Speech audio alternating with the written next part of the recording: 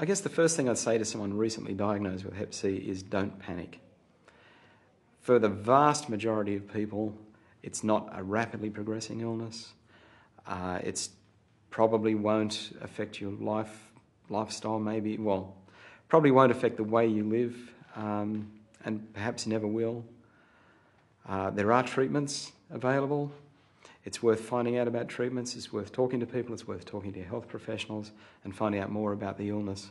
But first and foremost, don't panic. Don't be scared. Don't run for 15 years like I did. There's lots and lots of support, information, services. The treatment options are far better than what they were in the early 90s or in the, even 10 years ago. They've changed so much. Don't be afraid anymore. And there are healthcare workers out there, my colleagues and I among them, that won't discriminate, that will help and help you through the process of getting into liver treatment. We actually have the liver treatment nurses associated with us now, and they come to our clinics once a fortnight to engage those clients. Talk to specialists in the hepatitis C area, because they will be better informed than most local GPs. And just think about the options and think about what's right for you, and don't let people bully you, whether they're health professionals or your family. It's a very personal thing about when you're ready to face up to this and face treatment, and there's no hard and fast rules. Learning to ask for help is exactly learning, and when I was doing it, I found I was a lot of fear. I just felt like I didn't really know how to ask for help. It wasn't kind of in my vocabulary. So it is difficult, but it starts with one person, being able to talk to another person. Get a great support network together. That would be my first thing. No matter what it is, just get a great support, system put in place, because that is going to be what you're going to need to lean on. And you can grab that support from anywhere. It can be within the health system, it can be family, it can be friends, just putting it together. Because once you start on treatment, it's amazing what it'll do to people. And everyone's different. Not everyone's going to go through the isolation and everything. Not everyone's going to go through the mood swings. We're all different. But still, you need a support system there for you, for whenever it does happen.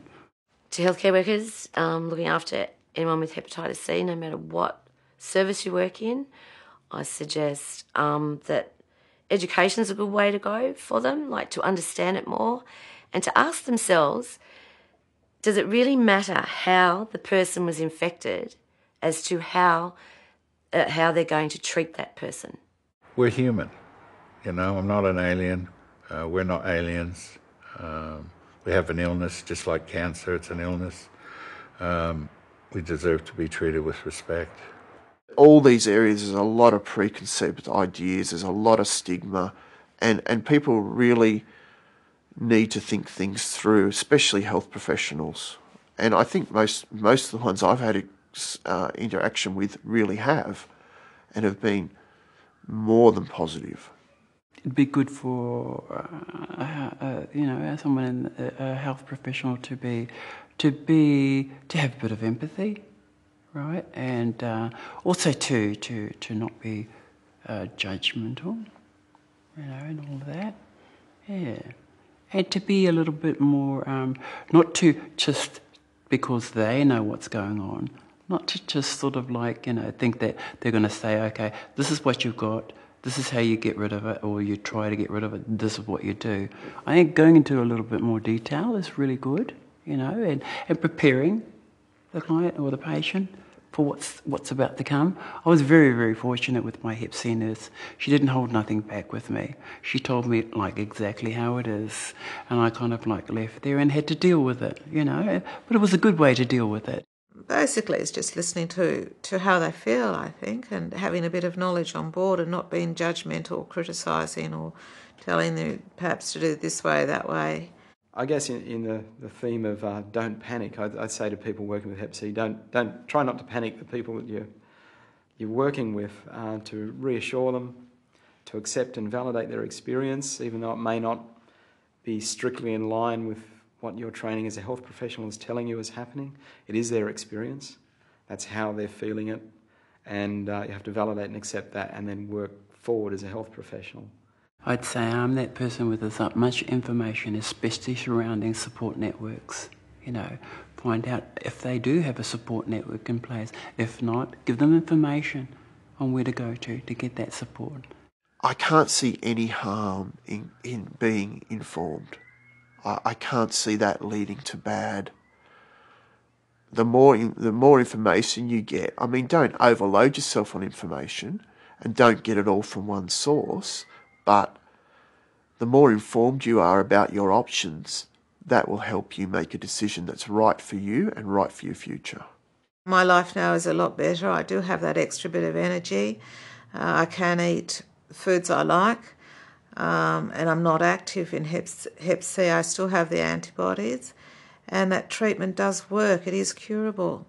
Some people it's not, but there's new treatments coming up all the time that carry a bit more hope. And really, when I look back on it, it was well worth doing it a second time around for a longer period because it did work. And yeah, I feel great now that at least I don't have to live with the idea that, you know, I've got to watch whose blood my blood might share with in case in an accident or something. I'm not frightened by that anymore.